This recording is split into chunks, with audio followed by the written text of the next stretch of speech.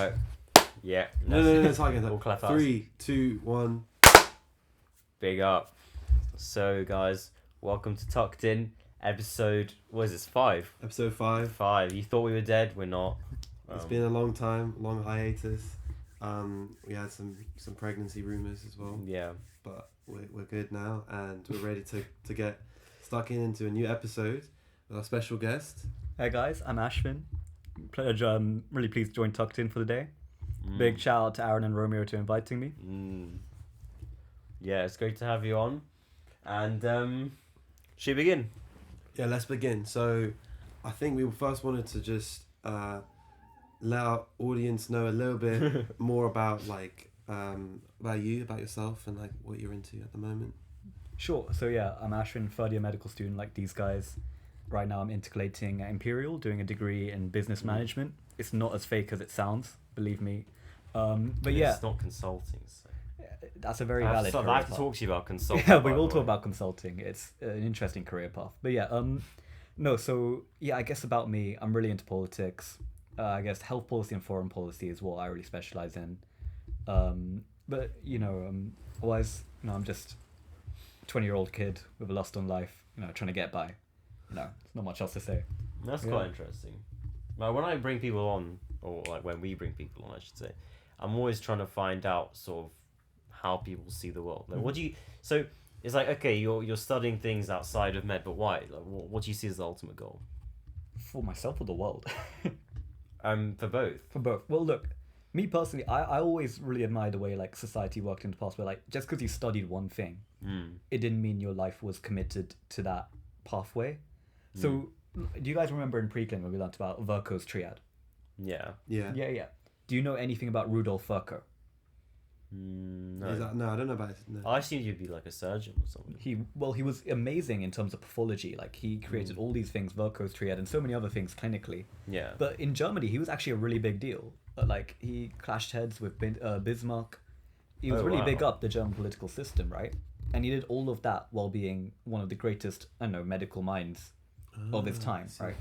So like there's this like misconception that just because you study one thing you can't do anything else. Yeah, and I disagree with that. Like all of us have got interests in things that we pursue. I rate you guys for running this podcast because it's proof that just because you're a medic you don't have to force yourself down one avenue. Of course, you can have interests. I guess that's more so me personally where I see myself going long term. I do want to have a clinical career. I came into med a bit skeptical at first, but I really I think everyone does.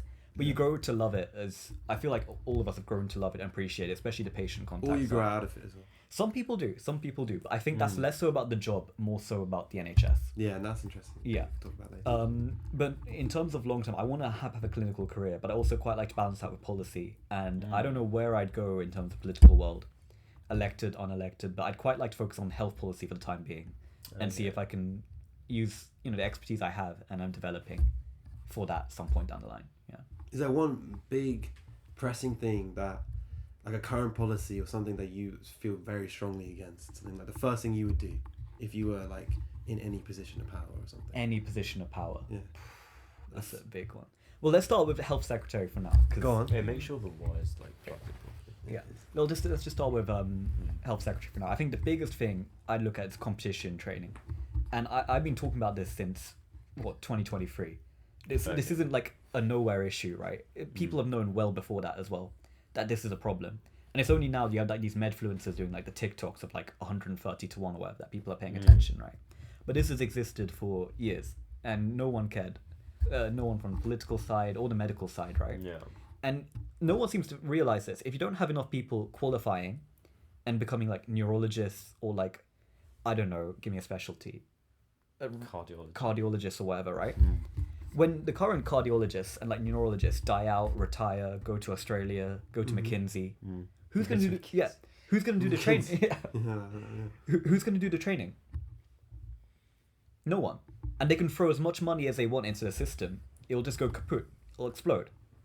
So that is something I'm actually quite worried about, and I don't think enough people are concerned of it. And the way the BMA talk about it as well. Do you know why the BMA went on strike recently? Well, wasn't it because of that? Because of the whole thing around training? The public don't know that. as far as the public are think they concerned, like we're complaining about money, yeah, and we haven't laid the groundwork for it whatsoever. So that's probably my biggest concern in terms of healthcare. General policy in this country, I'd shift the way we do defense. I think we're too focused on.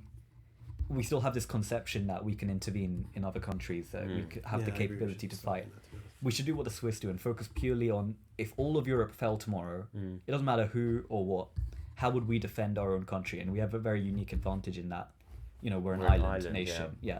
And we should really review our defense. But do you think that isolationism is really a good strategy with regards to global conflict?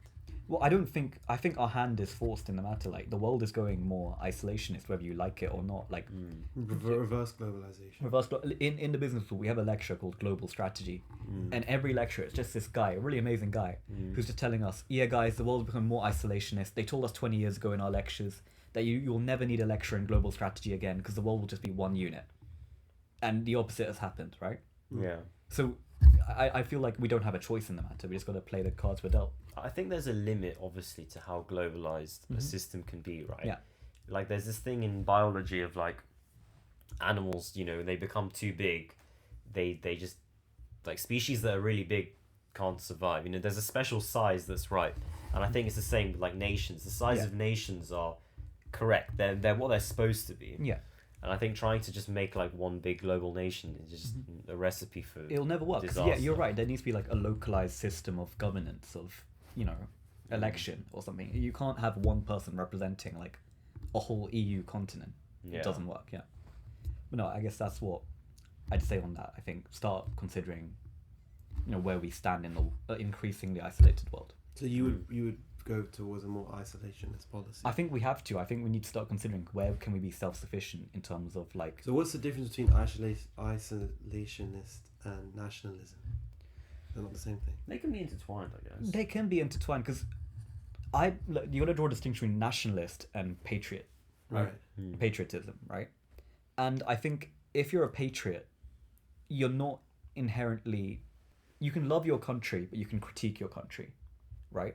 Whereas if you're a nationalist, you're blinded by your love for your country. And I feel like more people should be patriotic, but not nationalist. So now that we got that distinction out of the way, to your question you asked about isolationism versus nationalism, I guess the Americans are doing both at the moment, right? The rest of the world, realizing that America is going away, is sort of just going pure isolationist, especially in Europe. I'm not sure if that's really true, though. Like, we've seen Venezuela. Regarding? As in Trump trying to attack Venezuela. Yeah, fine. Yeah, but that Trump man is a attacks it. hypocrite. But generally speaking, his policies are isolationist. He's not anti-war. The Trump administration's policies. Yeah. I mean, you can read about it. There's 3 camps in the White House, and all of them have an era in Trump. So you've got Rubio, the interventionist. Yeah, he's a sort of old-fashioned Republican. Yeah, even though he's quite young. He looks like a kid. Yeah. J.D. Vance, right, who's more of the isolationist, the actual MAGA in.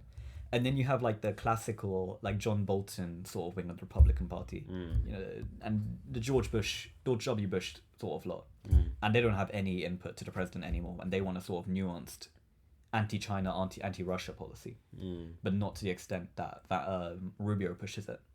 And so whenever you see Trump announce a different thing on TV, right, it's because one of the 3 camps has got his ear. Yeah. That's what I'd say on that. So we can't rely on the Americans, which is why the rest of the world is becoming isolationist. Yeah. Yeah, as well. Yeah, I hear that. And that's interesting. Yeah. But yeah, I mean, I guess we also what was it? We had like another topic we wanted to talk about. Still with politics. Yeah. Like your watch, by the way. Oh, thank you. Casio? Yeah, I actually bought it in Japan. Really? Yeah. Speaking of like international affairs, yeah. What's interesting is that for some reason they use bars, as in it's called 5 bar, but in the British like version it would be called a 50 meter. Yeah. Yeah. I mean, we're getting really into watchmaking recently. Not because I want to make Really? a watch, but like just like all the differences in all the kinds of watches. I do wonder how this theoretically you could dive like 50 meters with this. Yes, that's a diving watch. Yeah. As in, all of them basically are diving watches as long as they have over 1 bar of resistance. 50 meters is deep. That's completely different. Like, with like phone and like electronics, like IP ratings, even a 68, like the 8 means over 1 meter for 30 minutes. but that's like this is 50 meters. Like it's no time limit. It's Would you ever completely get different. into diving or something like that? Not. I think I'd try it, but it's not like something that I'd be like, yeah. Actually, maybe. I think it's fun because I'd like to cold shower and sort of drown myself underwater or something. Fucking hell. Look, I don't mind a cold shower. To be fair. look, fun fact, mate, I can't swim, so I would never. Yeah, go I'm not diving. great at You swimming. can't swim? No, Like, at all? no, it's really bad. I should learn. Wow. How? I- In school, like, It never happened. Like I can sort of tread water and float, but like if you ask me to swim, it like just doesn't I'm happen. dead. Yeah. I struggle with it, but... Yeah. That's fair. Mm. Have you ever been to East Asia? No, I really want to go to Japan this summer. I think you should go. It is really good. Like the cultures, like this is it's basically kind of what I expected. Like it's a different world. You almost feel like you're in an alternate universe when you go to East In Asia. a good or bad way. In a No, good no, way. I'll like, tell you something. I'll tell you something that I observed. I mean, maybe obviously like Mm. because we went to Beijing and like it's they make themselves look good for tourists, but yeah. I would say definitely the West makes you think that those countries are very backwards and like very sort of Maybe not Japan. but- anti-freedom. No, but even Which Japan one? in some capacity, like anti-freedom, very backwards. They ban this, they ban that. Mm. But when you go there, like it's the complete opposite of what the West portrays these countries as. At least from what we've seen, right? Yeah. Like I mean, obviously maybe we've seen the best bits. I don't know, but Yeah. I would say that like it's interesting to see how the West portrays the rest of the world and like how that's like the center of our perception. Because when I think of, I think China, Japan, is very differently. When I think of the Asia, I think China, then I think sort of Japan, South Korea, Yeah. and let's throw North Korea into that China bag Yeah. as well.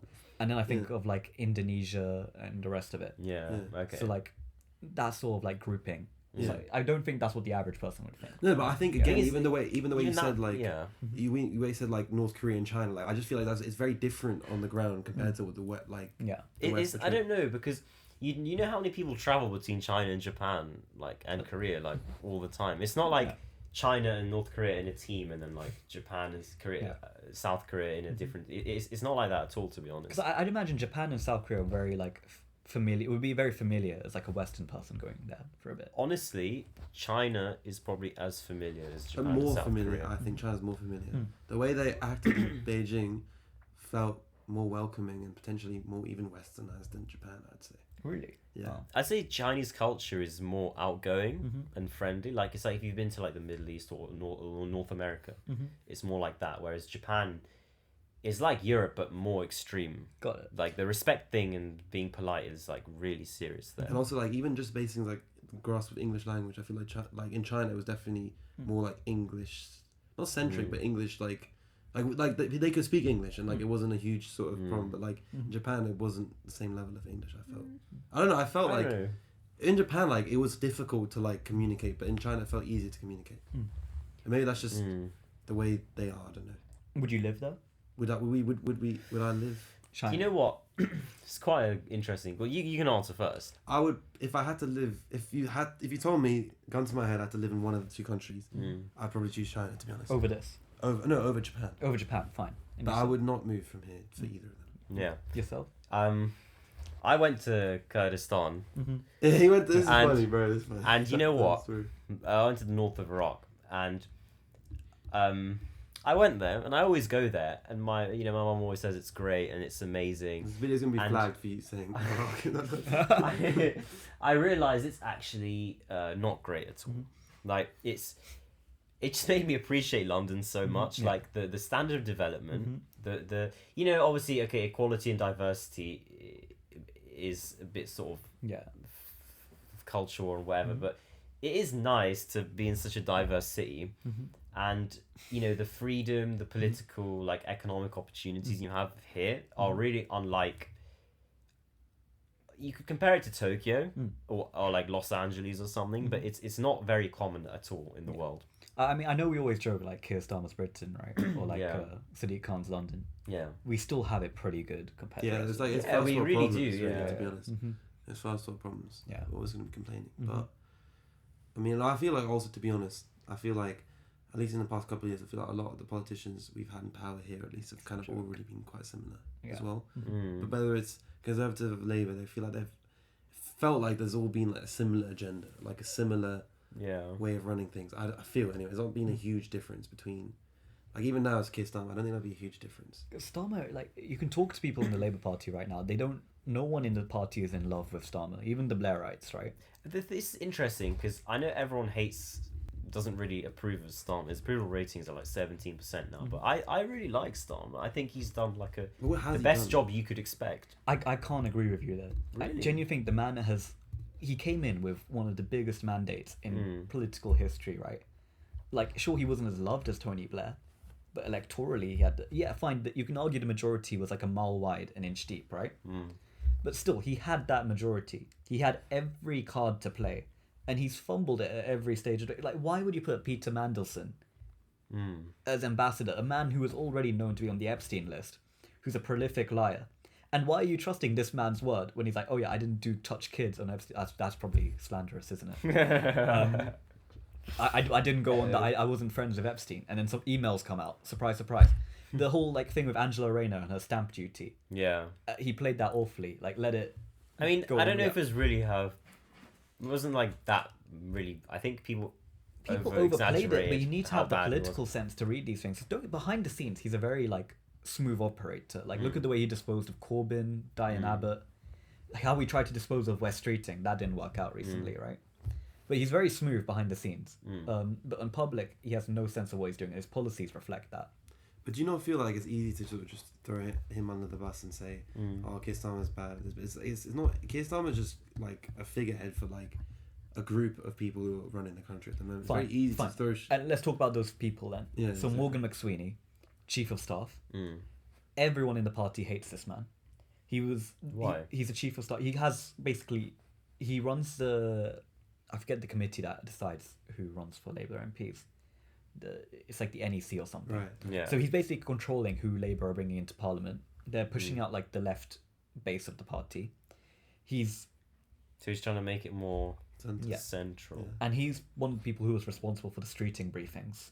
Like, what are the streeting briefings? This was, I think, like 3 or 4 weeks ago. These briefings came out saying that Streeting was going to try run a leadership campaign against Starmer. Okay. And they did this deliberately the day before he was doing a bunch of TV announcements about NHS policy. So he had to spend the whole time, instead of talking about the NHS, just trying to say, oh, I'm not going to run against Keir Starmer, blah, blah, blah, blah, blah. Even though it was Downing Street saying he was going to run against Keir Starmer. So Morgan McSweeney was responsible for that? But it was probably under Keir Starmer's instruction. Again, that we don't know. Wow, and it was quite interesting. And then the press ran with this. It was headline news across like everything. MPs were shitting themselves thinking, are we allowed to swear on this? Yeah. MPs were shitting themselves thinking there was going to be a leadership challenge, that they had to fly over from wherever they were in the world and get ready for like a leadership election. People genuinely thought West Streeting was going to run. Okay. But it was just Downing Street. They're trying to make him seem like a traitor and disarm the threat. That's quite interesting. I didn't know about this. Yeah, it was 3 weeks ago. I can send you some of the articles about it. But yeah, it was big, and Starmer came out very wounded from this. They're saying the mood in the party is if he doesn't do well in the local elections come May, which we all know he won't, then that's when they're going to dispose of him. Yeah, I mean, but who would you bring instead? The front runners now, Rayner's looking to make a comeback. Rachel Reeves is dead in the water. Yeah. Shamima Mahmood. Again, the left-leaning wing of the party don't like her, but she appeals to a certain part of the electorate. And Streeting, obviously. That's interesting. Isn't it crazy how like they waste so much time like just trying to like knock off the next person to be who he was on top rather than actually running the country? But honestly, I Starmer's done this to himself. He did have loyalty from the cabinet, and like he just hasn't used them to the best. He hasn't made the right decisions. Like what other situations? The winter fuel payment. Oh yeah, but then what should he have done instead? So if he was going to U-turn on it, and he was just taking money away from old people without real justification, I get that he needs to cut the books. Fine. Yeah. Right. The Tories left a black hole. I'm not going to dispute that. Yeah, but I think the Tories, I'd like to talk about them as well. I think they were one of the worst governments ever. I'm happy to agree with that. Yeah. But yeah, fine. The Tories left a black hole. He had to cut it. Yeah. But there's better places to take money, and if you're just going to U-turn on the whole thing, like 3 weeks later, why go through the whole? What Starmer does is he'll make a bad decision, hold firm for like 2 or 3 weeks, and then U-turn. And he's done this with the winter payments, it's a waste of time. Angela Rayner, Peter Mandelson. So he's burning political capital, making bad choices, and reforms on the rise. Like, I mean, I don't. Yeah, because Conservatives completely lost all They're not footing. gonna at all. win. Yeah. Yeah. Mhm. They're No, making a they little won't even come comeback, second, apparently, they according to YouGov. But They won't even come Yeah. second. I don't even. No. To be honest anymore. They've really lost a lot. Of they may that. come second because Labour's become quite unpopular now. Mhm. No, it'll be. I still think Labour will retain some votes, No, they'll. I think they won't lose the Yeah. whole entire. but it'll be interesting to see how the Greens play off against Labour. We still don't have enough polling to make that sort of judgment yet. Mm. Yeah. Yeah, the Tories. Do you want to talk about the Tories? Talk It's about America, so talk many about- problems with the Tories. It's Start, like start. Where do you want to begin? austerity. So what? We're going back to Cameron. We're one yeah. of the worst economic choices ever. I agree, because no one else in the G7 did it, and everyone else came out of 2008. Okay, yeah, Except us. yeah.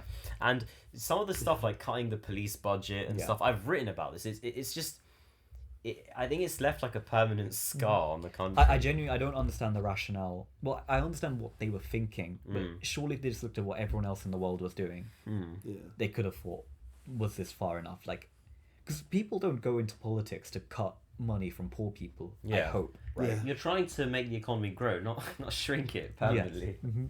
But yeah, fine. Austerity, not great. What Mm. else? A government that is supposed to be anti-immigration, causing Yeah. one of the worst immigration crises, or at least enabling it, and then sort of people thinking, well, who's going to fix this if the Tories can't? And hence why I have Farage. Again, yeah, fine. Yeah. That's incompetence. Yeah, I won't disagree with that. That's because, I mean, because when Cameron came in, he wasn't really following like a traditional Tory sort of policy. He was more Blairite, if anything. Mm. You can watch like his PMQ's performances, right? Yeah. Well, he was the one who legalized gay marriage, right? Yeah. So he's not. He didn't come in as like a sort of anti-left sort of Tory. But you can watch him in PMQs, right? And then you can compare that to his own PMQs against Tony Blair when he was in opposition. Yeah. He's literally copying the same mannerisms, tone of voice, sometimes lines. So he was really inspired by Blair, and obviously Blair, just lines, not any drug-based lines. Good Who knows? conclusion. Yeah. Yeah. But no, and Blair was obviously very pro-immigration, right? Yeah. So I guess Cameron wasn't in a rush to get a hold of it. Yeah. Yeah. It's interesting also to see the history of immigration. It's like, I think there's this issue where we don't know the past, and Yeah. we sort of think, you know, that Cicero quote about Yeah. repeating the past and whatever. We seem to think like certain problems only exist now, Yeah. like immigration. But if you look at old data, we've had a similar problem in the late 90s and early 2000s. We've like the same problems are actually repeating themselves, but we just think, oh, immigration is so bad right now, and it's never been this bad. Yeah. If I had to make the argument, I'd say It hasn't been this bad before. no. It's very high. It has been pretty bad before though. I can't give you exact data and tell you yes or no, but But this is probably the if you look highest. at it's net been. migration around 2000, it was almost as high as it's I think been we've now. got to be careful with the discussion. We shouldn't look at immigration itself as being the problem. It's more so how we go about bringing in these communities and how we integrate. But I'm saying like we think that's a problem now, but it's this problem has existed before as well. It's Yeah. like people sort of remember it early 2000 whatever it's a thing, and then after that sort of everyone doesn't care anymore. And then it becomes the economy and the financial crisis, Yeah. and then now people suddenly, you know, starting to care about immigration. But it's not like only now it's been a thing. Fine, I think, but it's at least in public conception. I know it feels different. Again, yeah, we're quite young, so we don't have that lived experience, but I do think the numbers will tell you that there's a stark difference. There's been an increase. And even if there's no numbers, it's more about like the general. I feel like people like now there's more issues with immigration. In terms The of, sentiment, like, there's a negative sentiment. yeah. There's like problems with people integrating. There's problems. But do we really like know that that's a thing that I hasn't think been a problem in the past? no. I think the issue we have now, where reform are on the rise, is an issue not of immigration but integration. Yeah, Yeah. I agree with that. Yeah. But then has that never been a problem in the past? No, it has obviously been a problem, but I think it's more like at the moment you have issues where you have so many like not riots, but like, you know, we have people like kind of like causing problems outside of like places of worship and stuff like that. That hasn't really been a problem in the past. Like, But is that because people are focused, are sort of in a heightened global sense? there's like there's resentment focus between the groups. Like in the past people would immigrate and then just move on with their lives, but now I feel like it's not just, I'm not trying to say a specific group, it's just in general. It's like there's like resentment towards like everyone hates each other. I agree with that. Yeah. Yeah, like before it was like people wanted to like, you know, have like a new life, you know. But I'm saying, is that hating because of something actually new happening? It's not or is because it of the people immigration, but it's are more starting like to care more? the immigration is part of, like, it's the problem, basically. Does that make sense? Like, it's not like immigration is not a problem, but I'm saying like there are problems caused by immigration, even though we've had immigration in the past which haven't caused those problems, but now But they have. There used to be so many race riots in this country. I think a lot of people That's just true, slowly to be forget fair, like the yeah. history of immigration. No, in it's this true. country. Obviously, there Yeah. has been, but I'm saying that it's now become a problem again But it feels a lot more pertinent. But It feels different this time. because does every it, though? single race is Yeah. just out to get each other. Yeah. Like, there's problems with everybody. Take Blacks yeah. versus I whites, think you in know, one everything. sense you Yeah. could say there's a lack of national unity, That's Yeah, that's exactly. yeah. which is people then start to look to other things like ethnicity they're a Skin member color, of yeah. or something, and they care more about that than like. I think you could argue, the sense of being British has been And that eroded. comes back to that nationalist versus patriot Mm. thing I was talking about. It's fine to be a patriot. I mean, being a patriot is more inclusive because anyone can be British if you think of it from the patriotic sense of view, Yeah. right? You just need to believe in the flag and the ideals of the country. Yeah. But no, there's a lot you can say about immigration and integration. But the way I put it, I had friends back in like 2019 who were staunch Corbynites, right? You know, as metropolitan Labour as it can come. And I spoke to them recently over the summer, and some of the things they were saying, and they still retain that Corbynite sort of backbone, but some of the things they were saying about immigration, it was like I was talking to different people. There was this saying they said that they heard when they were at clubs in like Ibiza or whatever, and, you know, it's just a bunch of like Ibiza final bosses, right? And they were like, yeah, don't get me wrong, I like Kieran, I like Sadiq, but these days if you come on a boat, they'll give you a 5-star hotel and get you a free job while you're at it as So well. your friends were saying that, or the people they heard in Ibiza? The people they heard were saying that, but they Oh. agreed with some of the sentiment. I think that's an interesting and slightly. But that's also over relatable. exaggeration of what actually Yeah, happens. but we need to like try to find a way to sort of break down these tensions, because you can't have a country where there's no community. But then Yeah. is the answer to just close the borders? No, because What's we'll the always need immigration. We always need skilled people coming in. We need to bring in talent. The answer is, for a start, my issue with migration, not immigration, is that our country isn't able, as it is, to deal with. Our public services don't have the capacity to deal with the amount of people who are in the country already. So we need to start thinking about that and bring down the numbers of legal migration, which is already the highest Yeah. proportion of people coming into the country. And then after that, we need to start thinking about how can we create a more shared sense of British community and culture, something that everyone can take part in. And when you have that sort of shared culture, I think a lot of the problems will then disappear and dissipate. As long as we're all on the same page, we all know that we're on the same team, we're all British, right? Why do you think, like, for example, in America, they have like as multicultural society as we do, but they seem to have a better sense of identity than we do? Because It's American the American patriotism. identity is so flexible. Because Yeah, it is. you know, it was founded on like, you know, no kings Yeah. revolting against the British. They were all, you know, on the Mayflower. They all migrated.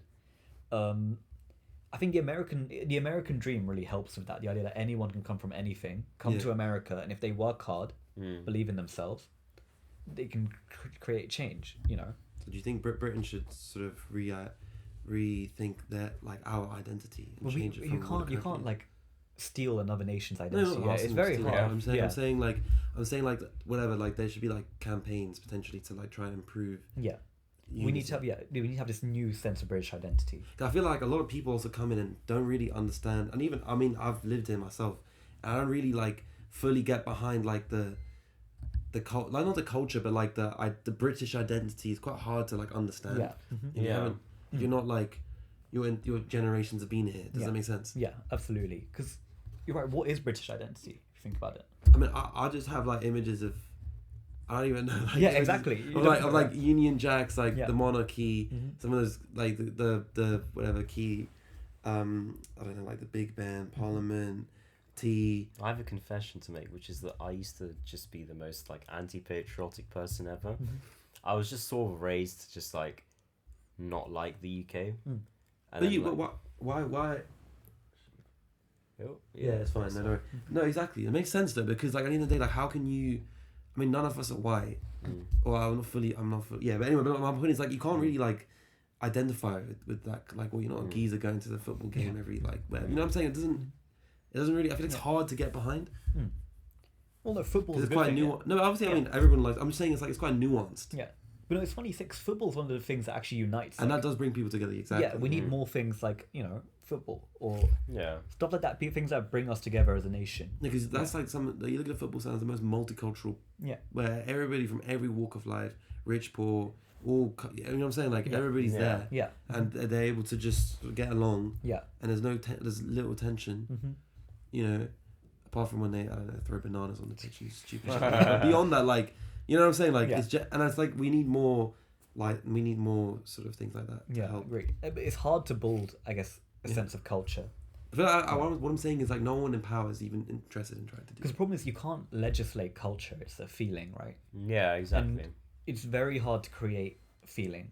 Like very. You could legislate it to an extent. Like in the US, think about how much it's like, oh, there's flags everywhere, and like, have you noticed how like they've now like been flying the Union Jack a lot? And, Yeah. like, every register. yeah, has a we've been Union talking Jack. about this when we go to like Which is Oxford surprising Street. under someone like Keir Starmer as well. Like, you wouldn't expect him to be the one. But I think he can read national sentiment, can't he? Yeah, obviously he's not. Yeah, the GB flag, the England flag even being the St George's flag being put everywhere.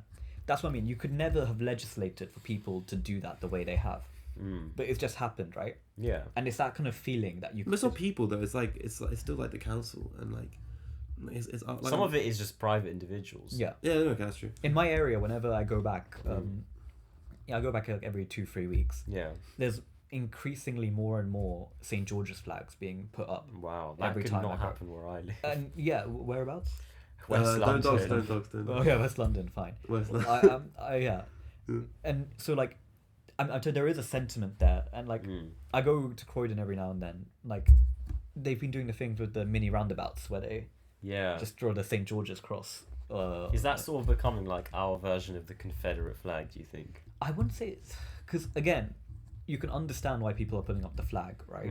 People do feel like politicians have failed them. No one get their message across, and you've got to be really careful. You can't associate everyone who's putting up this flag with the idea like, they're fascist, right?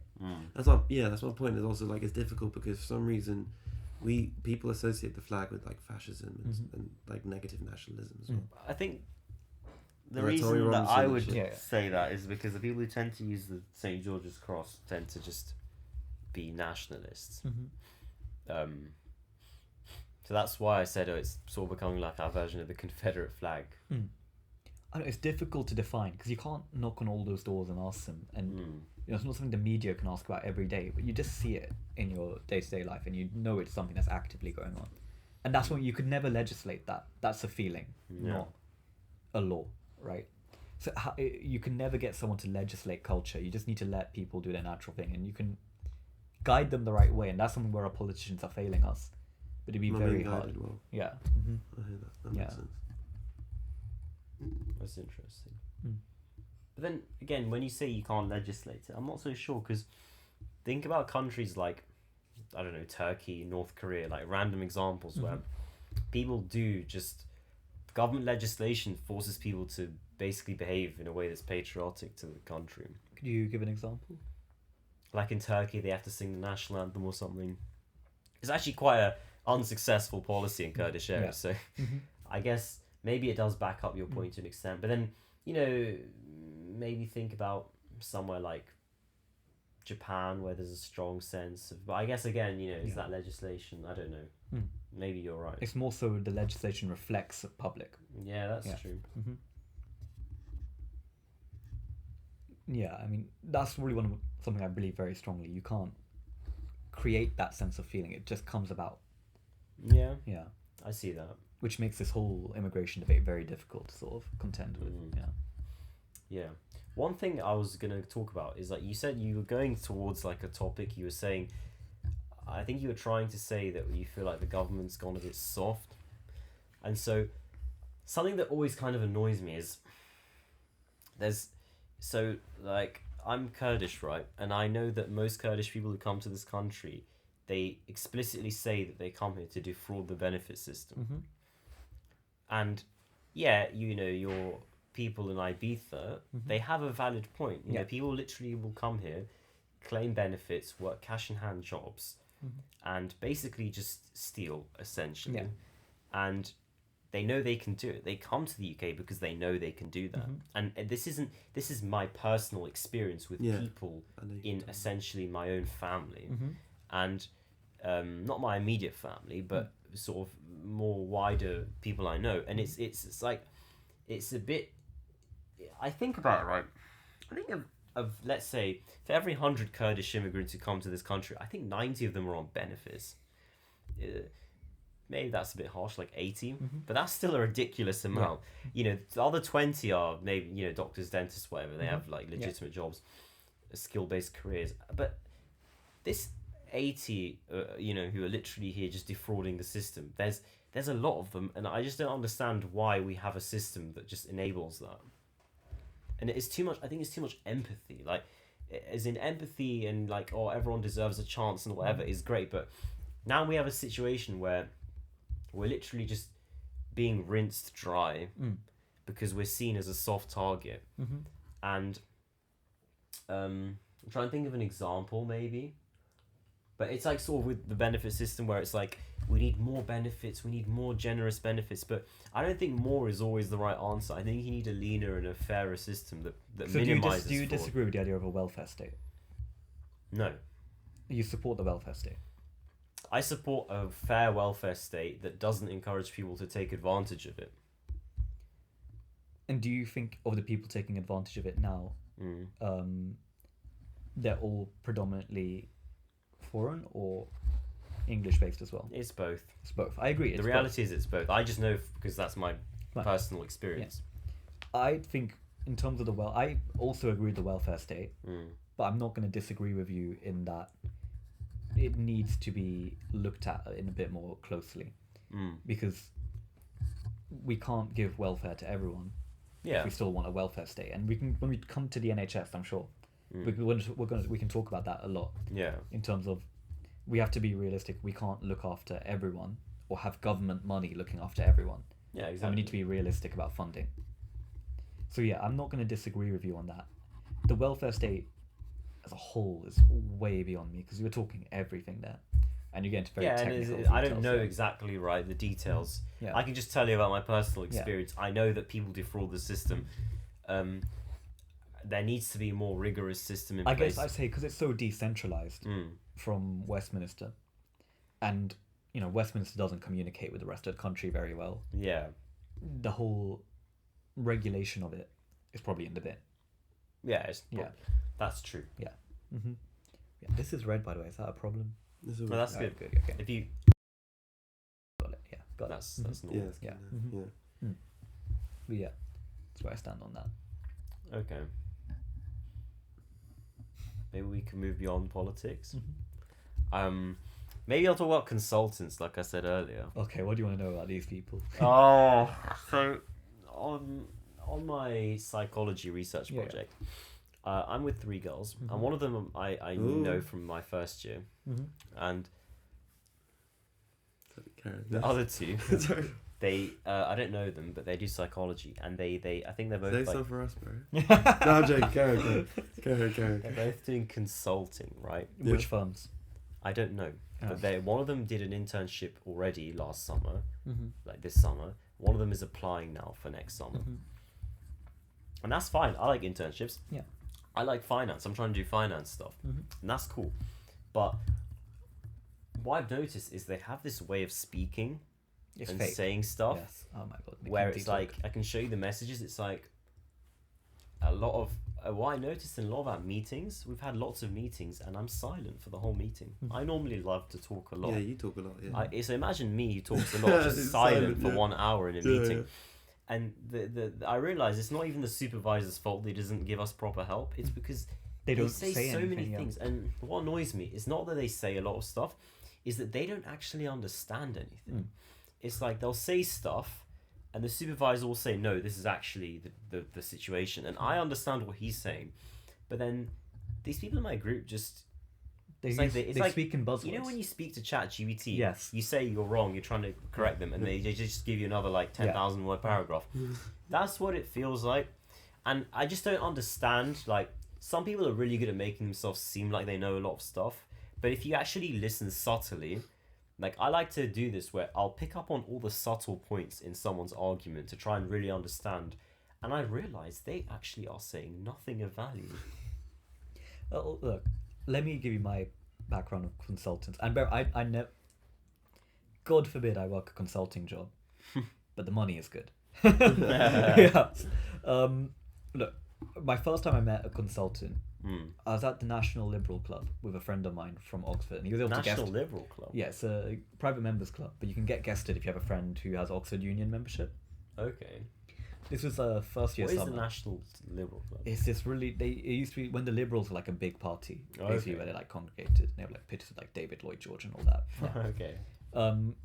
So yeah, we were there, and we were talking about like the NHS for a bit. And the civil servant like overhears our conversation. He comes over and starts talking to us. And then his friend, who was a consultant, who's now working for the government, but The had civil servant's friend. yeah, Okay. but had a consultancy job lined up for after, also joined in the conversation. Where were they working at the time? Well, the civil servant was for the Department for International Trade. I What about the believe. friend? The friend? I forgot the name of the firm, but it wasn't like a big one, but it paid well. It was one of the more specialized ones. Okay. And the consultant, he spoke like in terms like, oh, I always try to think about what value I add to a role, or is this like a value added conversation? And like, I'd never met a McKinsey or like a consultant or anything at this point, right? Yeah. But I'd seen the TikToks, and I thought, there's no way someone like that's real. He fit every stereotype, and this man Really? has spent his life in consulting. Wow. Yeah. That is. Funny enough, Traumatizing. civil servant, he worked for Kemi Badenoch at one point, Okay. and That's he had quite some interesting. pretty unhappy stories to share about. Wow. Why? He didn't tell us anything because he didn't want to lose his job. Wow. We just said that he wouldn't work for her again. But yeah, fine. That was my first time meeting a consultant, and like me and my friend afterwards on the tube were like, fucking hell, that conversation was probably the hardest conversation we've had in our life to maintain. It was like talking to an alien. Wow. So like, give me like an example, like something subtle then. It's like when we're trying to talk about like the actual detail of things, right? Yeah. You know, like you can always start broad strokes. Yeah. There's like a strategy to how they start like an overview sentence, like, so this is a really interesting problem. Let's set out a division on how we're gonna fix it. Okay. And we got issue 1, XYZ, Yeah. issue 2, BXY, Yeah. and issue 3, LLM, which is how these people talk, like LLMs. And then he's like, all right, so how are we going to fix issue 1? We'll set up a steering committee to look at XYZ proposals. It's just like subclause after subclause with another subclause thrown in there. Okay. So you get so lost in the detail and the buzzwords and everything Yeah. that you just sort of give up. The favorite words: operationalized. Yes. How many times did your guy use that word? Too many. Like Operationalized. It's like a serious thing. It's a word that they all just say. It's And not real. girls in my group say it's. I can't believe it's a thing, but Is that even a word? No, it's not in the dictionary. it mean really. I don't think so. It means to Operationalized. turn something. Into an operation. Yeah, it just like it literally means what it means, but it's not. I couldn't pronounce it the first time I heard it. But I can tell you, in terms of like consulting, like I see of it as like, if you don't know what you're going to do with your life after uni, Yeah. going to like MBB, one of those firms, right? Yeah. McKinsey, Bain, Yeah. and BCG. And going there, it's like adding another 3 years of post-grad training, but instead of paying for a master's or a PhD, you're getting paid really well, and you get free food and travel. So I don't see, if you So if genuinely, you spend 3 years there, then what? you have exit strategies. So you meet all these people during that you're never meant to stay in any of these firms for like longer than 3 years. It's just fodder. Yeah, so you go in, they won't fire you if you stay, Yeah. but you'll just look like you're an idiot, right? Okay. You go in, you do all these contracts across like all these different sectors, right? Just Okay. doing PowerPoints. And eventually you just want to find something that you find interesting and leave and pursue that more seriously. Okay. And then the idea is when you're working in your new company, when you have a problem, who do you hire? the guy who did consulting for 3 years. You go back to your old consulting firm and hire them. So it's literally like a pyramid scheme. But hang on. Explain that. I didn't understand that last bit actually. So you go out So this of guy uni, works for 3 years, then he goes and finds an area of his own interest. which he got through the consulting job, through the Yeah. McKinsey network, right? Okay. They call it the McKinsey alumni. Mm-hmm. It's Right. almost as if they're like a post-grad center, Okay. Yeah. right? It's the best post-grad option you can do. Okay. It's almost like, think of it as doing a master's degree, but you're getting paid. So I should intern at McKinsey. If you have no clue what you're doing with your life, yes. Okay. And you'll feel like you're a lab rat or a PowerPoint monkey for 3 years. Okay. But then when you exit and you find wherever you're interested in and you land, you'll probably be quite happy. Okay. And then you can go hire McKinsey to go fix your problems. And the cycle You repeats. hire people who are still Yes. there. Okay. Yeah. Yeah, it is a pyramid scheme. Yeah. That's how these firms survive. But now that AI's come along, So you hire the guy from McKinsey and then he joins your firm as well. effectively, the cycle continues. So it's like Okay. another way of post. That means you joined the firm as a consultant as well. Yeah. Well, they'll always have like a technical name there for the role they give you. Okay. Yeah. Fine. But on this consulting stuff, like, I'm not the biggest fan. And I think AI has changed the game. Like, they had a consulting fair at the business school recently. All the consultants told us, I'll be real, if you come in as a junior consultant now, you're going to get squeezed by AI and Yeah. upper management. It's not worth doing anymore. I think a lot of management and organizational roles are starting to be taken by AI. Yeah. Which is quite interesting. What do you think the future of finance is going to look like? It'll be interesting because you're going to have less quants, right? Yeah, this is a thing. I'm not really a big fan of I'm learning about derivatives and stuff only to understand the broader market. Yeah. But it's not. I really dislike quant trading, derivatives, those sorts of things. Fine. Yeah. There'll be less like of the admin sort of role, but I don't know enough about finance to make a good judgment. But what I'll say is, you're definitely there'll be a lot of squeezing out, and this will be across all sectors. You'll be squeezing out like the middle management, the junior roles, and you'll have a generation of people who stay in senior management for a lot longer than any generation in the past have. Because there's no one to replace them. Yeah, and the impact that will have on society, I don't know, but we'll have to wait and see. That'll be quite interesting. Yeah. But yeah. Okay. Any other careers you want to ask me about? Because consulting is. What are you trying to do? You said you want to move into health policy. Yeah, I think at some point, I thought about academic neuro at some point, but you need a PhD for that. To be a neurosurgeon? Or Not a neurologist? neurosurgeon, like an academic neurologist, right? Okay. You need a PhD for that, crazy connections. Yeah. Like, a lot of medicine is, you need to have sort of a background to get into. I don't know if you would both agree with that. Is this why everyone's trying to host all these events all the time on the UCLMS group chat? Basically, yeah. But you need to know people, have money to sort of look after yourself, because the NHS won't. So yeah, I thought maybe GP, go down the partner route for a bit and keep a special interest in public health and neuro. Yeah, that's a decent Yeah. idea, to be fair. Down the line, I'd really love to do something with health policy and pursue it further. I think the people who run the NHS right now don't know what they're doing. And you want to change it, don't you? Yeah, definitely. But yeah, I think health policy is a very interesting field, and Because that's kind of what I want to do as well. I want to do GP and partner route and then see where that takes me. but the partner route is really good Yeah. because you get to do everything. Yeah, exactly. Okay. Yourself? I'm not really sure, to be honest. I like politics quite a lot. I have a couple main areas of interest. I like med. I always liked engineering. I like trading and finance quite a lot these days. I've always been into politics as well. So really I'm just going to see like sort of what I can do with all of it. I realise psychology is not an area of my interest. No, you were very excited for that last year, I remember. I know, and I realised Yeah. that it's not as doesn't have really much of an impact on people, and it's full of consultants. Yeah, basically. Everything's full of consultants in uni these days. Yeah. No, it's sad. How do you become like a GP partner? Like, So you'd go GP, you need to just have people skills, the partners who already exist. Because to be a partner, you need to be voted in by them. Yeah, exactly. And you need to have the money to buy your part of the partnership. Yeah, exactly. Yeah, so you can just get a bank loan for that. Yeah. It's just loan and good networking, Yeah. effectively. Yeah. It's like you're buying. I think it's similar to how dental practices work. It's like you actually, the practices are not owned by trusts. Yeah. They're owned by the partners. So you exactly. basically need to actually like buy the thing, and it's like So you obviously need to work there just as one of the employee like GPs and eventually. well, yeah, usually like you start as an associate, Yeah. just like as a dentist, and then you sort of buy if you Can want work to, your you way can up, buy yeah. your own and become a partner. And Mm. comes with its challenges, I have to say. Because isn't that what your parents do, or what's? Yeah, as dentists, yeah. It's like the same as being a GP. Yeah, it definitely comes with its own challenges. I think the problem is you can make money, but at that point it becomes more about do you know how to manage a business? If you don't know how to manage a business, it's honestly not worth becoming a partner. Because if you're a normal person who doesn't know anything about business management, you'll just start like trying to do all the jobs yourself, and you'll be like hiring employees, like managing like audits and doing all this stuff, like what? But you basically.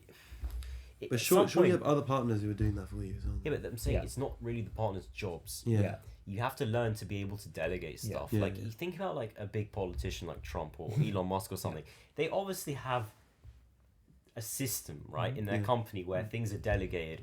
It's not just it's about the system, right, at that point of size. So you can't just keep doing like if you're a worker, or just an associate, it's easy to just do your job. But you have to learn to be able to really like create systems and delegate roles, and that's a whole challenge that most people will not master. Not saying you can't, but Is that it what does your take a lot of parents work. struggle with? I think like that's what I've seen, because obviously no one taught them business management, right? So I think that people don't realize it's something you have to learn. Like, okay, fine, you like dentistry, you like being a GP, but that doesn't mean you're gonna like being an associate. They're gonna like being a partner even more. Yeah. If I could speak to some of these things, having done one term of business management, I say a lot of it is just instinct. Like the stuff I've been taught in business school, fine, accounting, something like that. That's not easy. That takes a bit of time to learn, right? But like human resources, I'm not trying to be funny. But like, you can pick it up very easily, and it's just common sense. Like work with teams, communicate openly. Don't be a dictator. Right, like it's not difficult stuff. So I think anyone can go into management. It's just, do you have the right personality for it? That's interesting. Yeah. Some people just can't get over the desire to micromanage. Yeah. Yeah. That's why I say with management. I mean, other than that, a business degree, it's a lot of fun, but I don't know if it's very real. Yeah. So is that why you did it to give yourself this or hone in skills for? Partially that, but also because over at Imperial level, they bring in a lot of people who've done stuff within the NHS at more of a policy level. Oh, that's really cool. And like with my DIS, I'm able to focus it purely on like a policy level solution to fixing like NHS retention of staff. Is that what yours is on? Yeah. Yeah. Okay. And we had the freedom to choose that title. Wow. We can reach out to whoever we want. It's not something I'd be able to do if I stayed at UCL. Honestly, now that I'm like looking back, now I do wish I'd chosen Imperial Management. I think at the time I thought, I think it's tricky because psychology, it does have its own skills that you learn, like with doing research and like sort of essay writing and stuff. But I realized that with internships, I would have much more success if I was doing management, business management at Imperial. B, it just seems much more interesting and useful. So you definitely going down the finance route? It's an option because you do an internship, you work somewhere for a year. Like think about how much like you're building like on your not just for the sake of your CV, but your CV sort of reflects your experience essentially, right? So all that experience you're accruing, it opens even more doors for you. That's true. And you have so many opportunities. I think we're so lucky. I'm so lucky I do med because medicine is a really well-respected degree. So that just medicine opens a door in finance. Finance opens another door somewhere else. And so I can just choose like basically what I like. Fine. That's interesting. I never thought you could go into finance, honestly. From med? No, as in, I you definitely can. I just never thought you would want to. Oh, like me personally? Yeah. Yeah, I think, people, I guess, are surprised sometimes with my interest in finance. The truth is, when I was really young, I wanted to be a politician. Then I just decided I wanted to be the boss of Audi. I just had an obsession with Audi. Okay. And Well, not Aldi. Not Aldi, like 4 rings. Yeah. And Yeah, I liked engineering. I like design, actually. I would always draw maps. Urban planning is actually an interesting area that I like. Yeah, engineering was a big one for me. And then I sort of started to like biology and med a little bit. I think I still preferred engineering, but then my parents were sort of like, no, you gotta do med. Yeah. So I ended up doing medicine, which is fine. I'm not as big into engineering anymore. I still watch like sort of technical videos sometimes. It's fun. I've been reading a lot about like computer science, AI, maths, physics, like those sorts of things.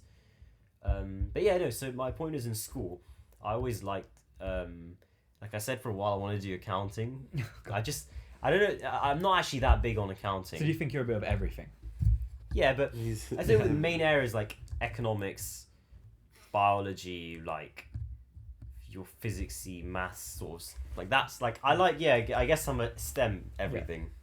Yeah. I got one of my friends who is med and he will definitely go into finance. He's got it locked in. He was telling me, like, when we talked about it one time, it was during second year exams, so it was like a late night chat, we were like done. And he was like, yeah, Azsvin, I can't wait to be done with this degree. Go to a bank, work there for 5 to 6 years, then quit and have enough money to live the rest of my life. Well, I don't know if that's... And no, he's got the whole, like he showed me the numbers and everything. He's got a whole Excel on like how much he'll earn each year. And Wow. it's all planned out. And when I asked him why do all of that in the first place, you're just going to leave for the money. He's like, so once I have that money, I can live my life as freely as I want. Yeah, he's a bit Smart. naive, isn't he?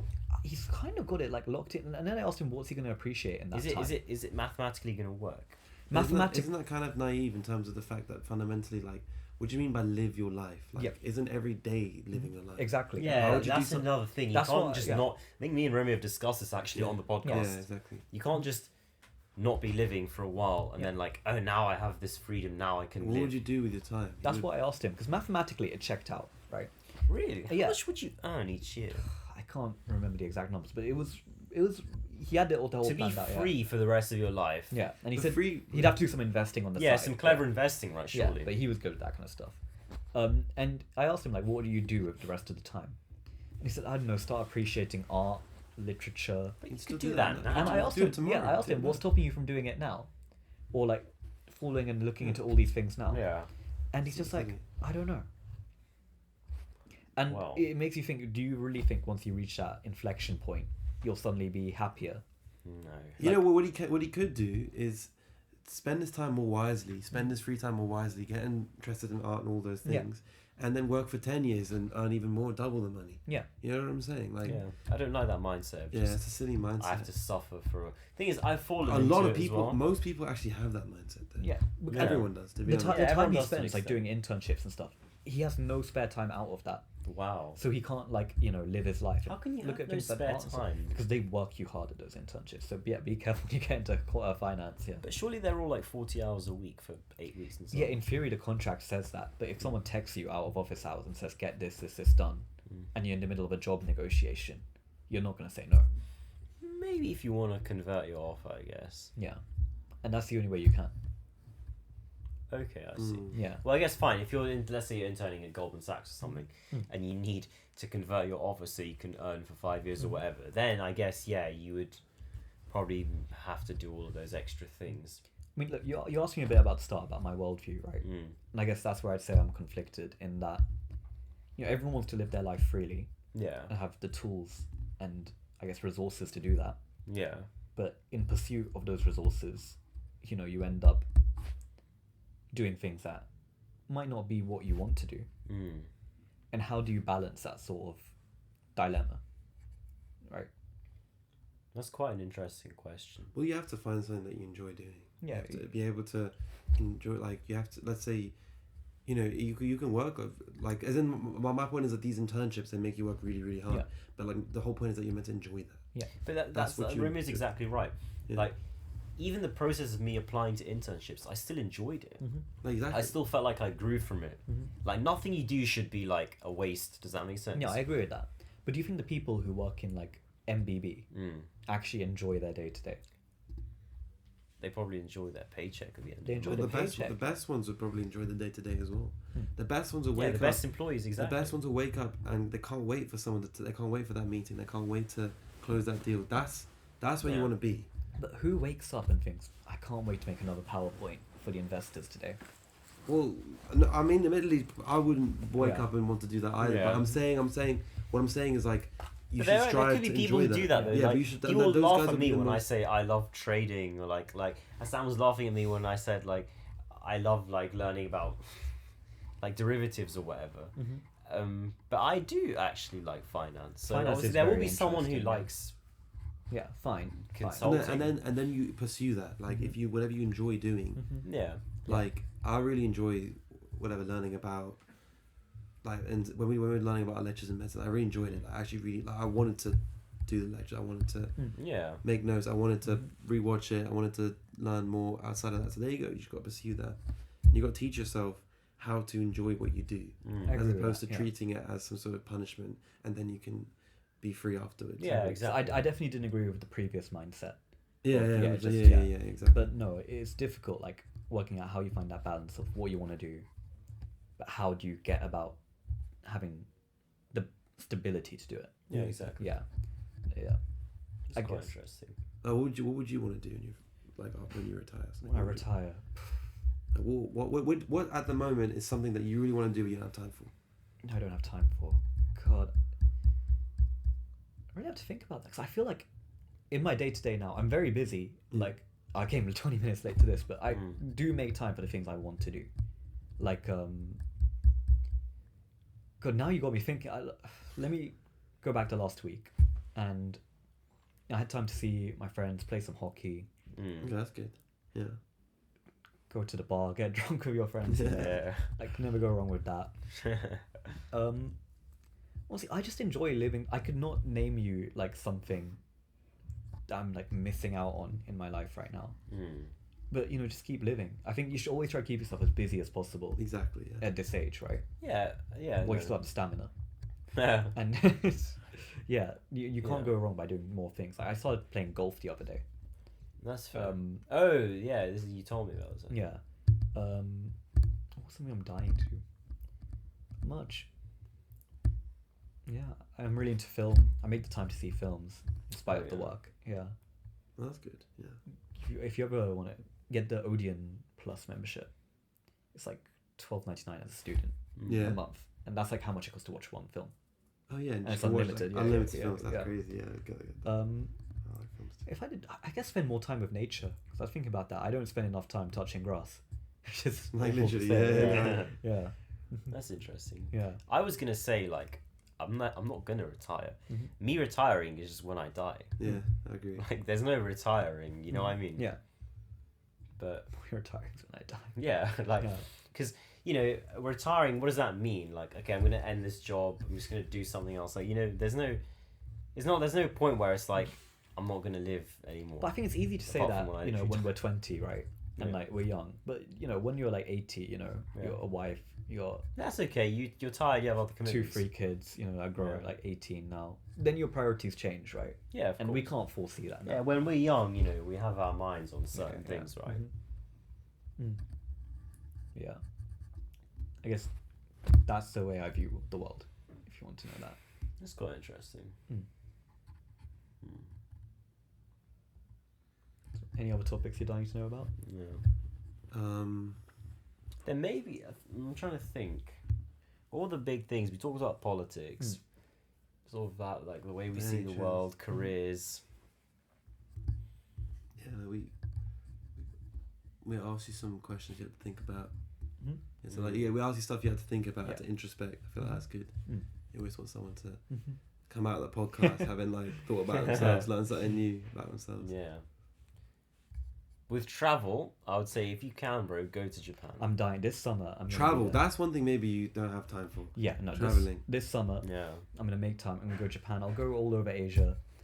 I think like one a thing tour. is so a little tour, important. One thing so important is being spontaneous and Yeah. being able to just say like I'm gonna do this thing Yeah, today, exactly. and like having the courage to really just like carry it out. Mm. Because like sometimes like especially when I was younger, it was like, oh, I want to do this thing, but it's like I don't know, can I do it? Yeah. Like, what will my parents think? You know what I mean? Yeah, yeah. And it's like, should I? But it's like Mhm. you have to start realizing like I'm just gonna like do this. You gotta I'm gonna live do life that. like today's your last day. Yeah, exactly, Yeah. exactly.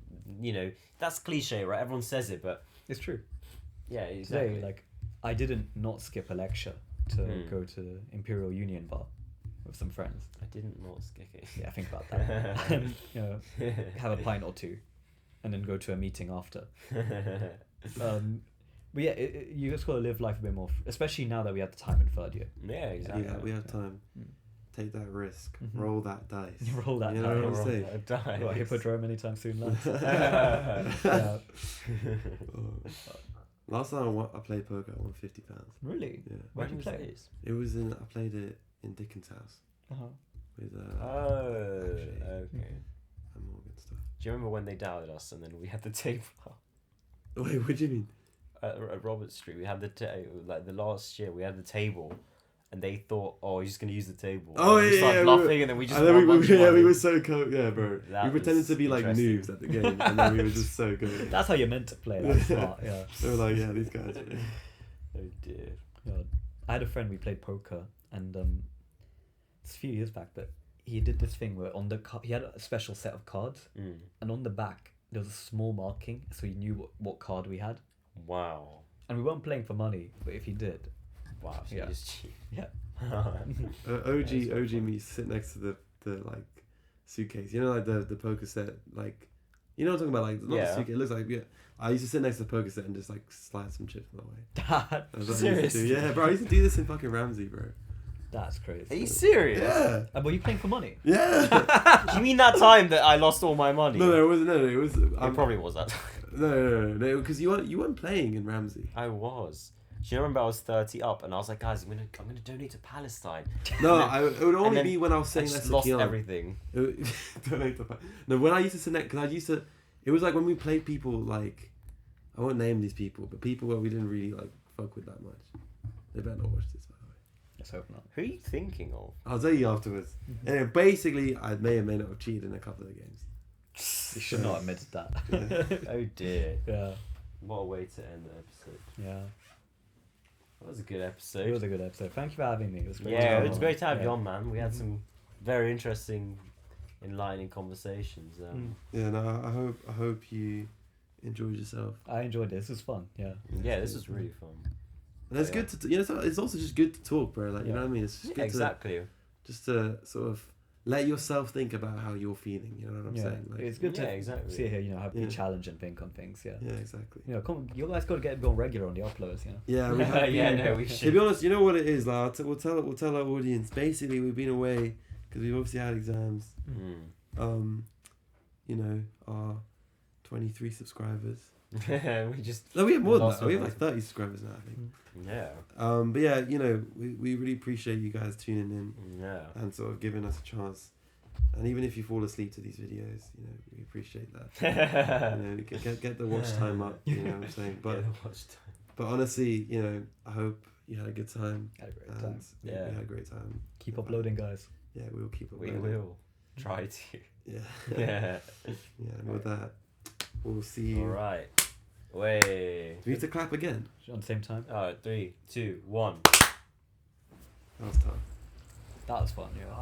That was really fun. Yeah.